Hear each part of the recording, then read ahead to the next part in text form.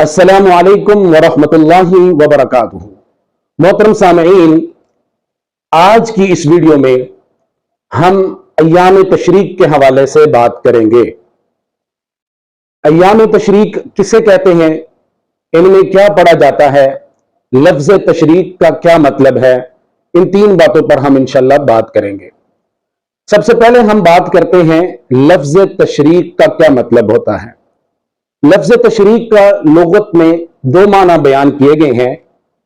एक माना यह बयान किया गया है कि इसका मतलब है खुश्क होना, यानी सूरज निकलता है तो उसकी वजह से, उसकी धूप से किसी चीज को खुश्क किया जाता है, तो इसलिए इसको खुश्क करने के माना में इस्तेमाल किया गया है।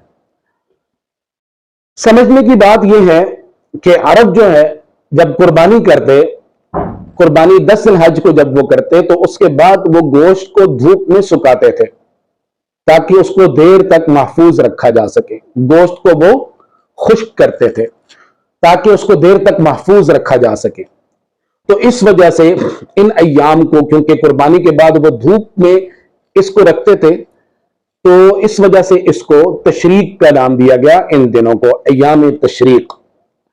एक दूसरी वजह यह है जो उलमाए किराम ने लिखी, इब्न मंजूर ने लिसान अल अरब में, ये दोनों वजूहात वहां पे मौजूद हैं।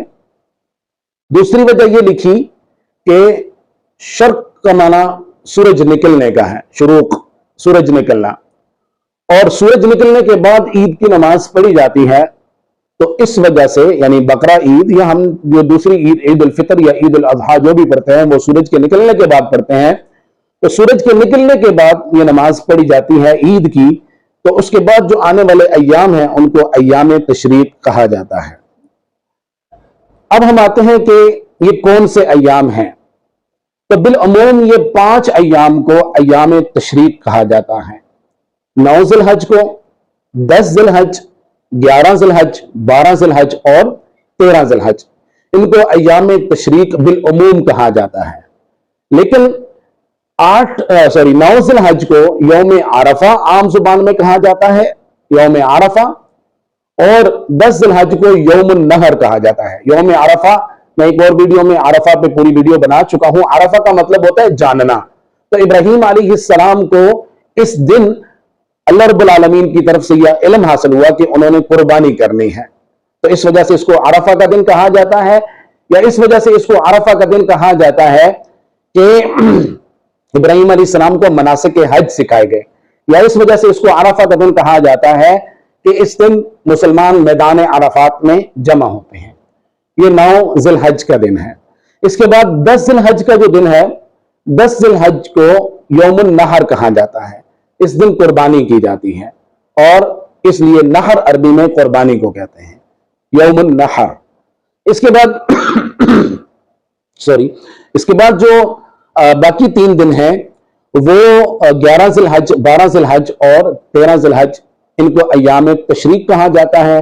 और बिल अमूम जो है इन पांचों के पांचों दिनों को या आखिरी 4 दिनों को अय्याम तशरीक जो है वो कहा जाता है। 10 ज़िलहज को, 11 और 12 और 13। इन अय्याम में तकबीरात पढ़ी जाती हैं। 9 ज़िलहज को सुबह की नमाज के बाद, सुबह की नमाज से लेके 13 ज़िलहज की असर की नमाज तक इनमें तकबीरात को ऊंची ऊंची आवाज से पढ़ा जाता है।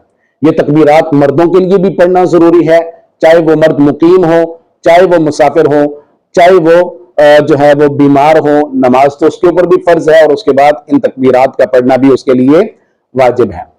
इसी तरह अगर औरत है तो उसके लिए भी वाजिब है इनका पढ़ना।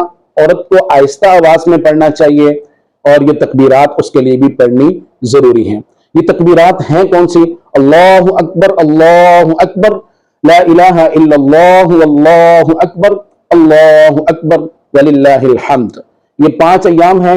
इन अय्याम में वैसे भी इन तकबीरात की कसरत करनी चाहिए, आगे पीछे जाते हुए इन तकबीरात को पढ़ते रहना चाहिए और इन तकबीरात का एहतमाम करना चाहिए।